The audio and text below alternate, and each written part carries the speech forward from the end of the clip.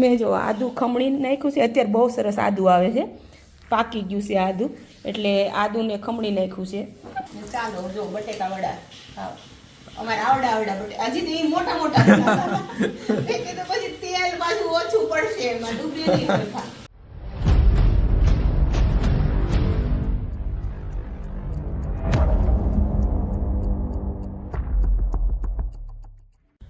Good morning, જય દ્વારકાધીશ. કેમ છો બધા? મજામાં જ હશો અને આપણા બ્લોગ જોતા હોય મજામાં જ હોય. અને આજે હે ને કોઈ નથી ઘરમાં. જો બે છોકરા ગયા સ્કૂલે અને બા અને હું છીએ. કા બા? સવારમાં તો બે બપોરના બધા હોય. હા, બપોર પછી 5 વાગે 5-6 વાગે રોહિત હોય અને 2 વાગે છોકરાઓ સ્કૂલેથી આવે એટલે બપોર પછી ધબધબાટી હોય.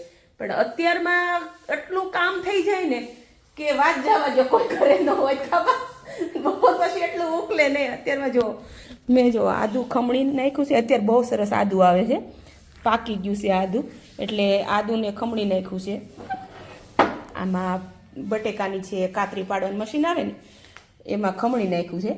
ને આ ઉલેવા મેં પાવડર બનાવવા માટે આદું અત્યારે મેં સુકવણી કરી અને એનો પાવડર બનાવવો છે કે તમે ચામાં પણ નાખી શકો અને પછી એનું પાણી, અદરકનું પાણી પીતા હોય તો એ પણ તમે પી શકો. ને અત્યારે સરસ મજાનું પાકેલું આદું હોય એટલે એમાં રસ ને બધું સરસ મજાનું હોય. એટલે જો મેં અત્યારે આવી રીતે ખમણી નાને સુકવણી કરી નાખવાની અને પછી મિક્સરમાં પાવડર કરી નાખવાનો. અને હવે શું કરવાનું છે બા? તમે શું કરો છો?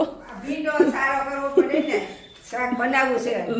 વિહારને બહુ ભાવે. હા, બા ભીંડો ધોશે ને એવું કરશે, સુધારી દેશે અને હું હવે મશીનનું કામ લઉં. મારે પાર્લરમાં જવું છે પણ આજે મેળ આવે કે ન આવે કંઈ નક્કી નથી. જોઈએ હવે આગળ.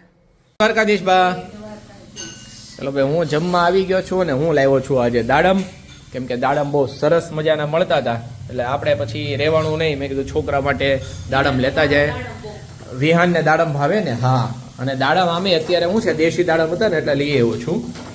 અને સાથ થઈ જ ભીંડા બટેટાની સબ્જી બને છે. આપણા મૂળા થઈ ગયા અને આમાં છે આપણા મગ. હા,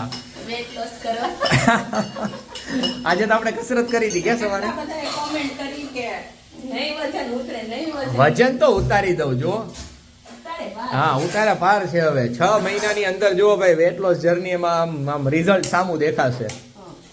હું આજે વહેલા રસોઈ કરવા માંડી. મારે જાવું છે પાર્લરમાં હેર સ્પા કરાવવા. સરસ. તો વાળ તો સરસ જ છે, કેટલા સરસ મજાના છે. જો તો સ્પા તો કરાવવો જ પડે. હા, એટલે એને સારા છે અને સારા રાખવા માટે સ્પા કરાવવાનો છે ને. સરસ, ગુડ. જો કોઈને ખોટું લાગતું હોય ને કે અમે મગ નથી ખાતા તો જોઈ લ્યો. મગની ભેળ બનાવી. હું સ્પા કરાવી ગઈ હતી પાર્લરે અને રસોઈ બનાવીને જમવાનું બાકી હતું અને હું તો મગ જ ખાઉં છું. જો મગજ મગજ ખાવ છો. અને જો મગમાં અમે છે ને ટમેટું છે, ડુંગળી છે, દાડમ છે અને મમરા બધું મિક્સ કરીને ભેળ ટાઈપનું બનાવી નાખ્યું છે. બહુ મસ્ત લાગે, તમે ટ્રાય કરજો. હા, બાફેલા મગો. અને હવે રાત્રે શું જમવાનું છે પછી?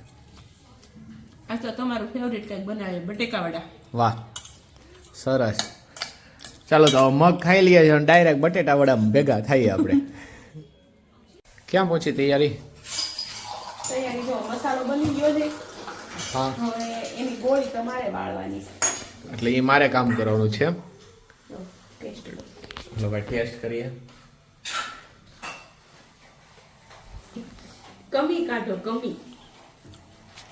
કમી 1% નથી. પપ્પા અમારો ફોટો લઈ લો ને, મારા પાસે 2 હોય છે.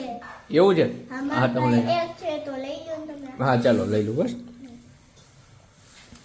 આ મસાલો છે ને એમાં તમારી માસ્ટરી છે અને આ મસાલો જ્યારે પણ બનાવે ને ત્યારે ટેસ્ટ મારે જ કરવાનો. કેમ કે એના બટેકા વડા ફેવરિટ છે એટલે તો. હા, કમી કાઢતા તો તમને જ આવડે, બીજા કોઈ થોડી આવડે. એમાં એવું છે જ્યારે કોઈ આપણી માટે મહેનત કરીને કંઈક બનાવતું હોય ત્યારે કમીઓ ના કાઢવાની હોય, એનો આનંદ લેવાનો હોય. આપણે એમાં માનીએ. અને આ જે મસાલો છે ને એકદમ મસ્ત, લીંબુ ને ખાંડ ને બધું મસ્ત હોય ને, ખાટો મીઠો ને તીખો ને બધો ટેસ્ટ આવે એમાં. અને હવે ચણાનું બેટર તૈયાર થાય છે ત્યાં સુધી આપણે હવે પેલું શું કહેવાય એના બટેટા વડા હું ગોળી વડા બનાવવા મળું ને હા, એ ગોળી બનાવી દો. ચાલો આપણું કામ હવે ઉપાડી લઈએ. મેં મારું કામ કરી દીધું છે, જેવું આવડ્યું એવું થયું. એકદમ બરાબર આકાર તો કદાચ નહીં આવ્યો હોય આમાં, પણ તોય તો પણ ઈ ગોળ જ બને. હા જો થઈ ગયું ને બસ એમ. ઈ તો કહું ઈ ગોળ જ બને. ને ચાલો જો બટેકા વડા ખાઓ. અમારે આવડા બટેકા હજી તો ઈ મોટા બનાવવાના. મેં કીધું પછી તેલ પાછું ઓછું પડશે એમાં ડૂબી નહીં હરખા. અને આપણે આવડા વડા મોટા વડા બને. આ કે ને ભજીયાની બધી વેરાયટી આવે ને એમાં સૌથી વધારેમાં વધારે આપણી ફેવરેટ આઈટમ બટાટા વડા. બહુ ભાવે.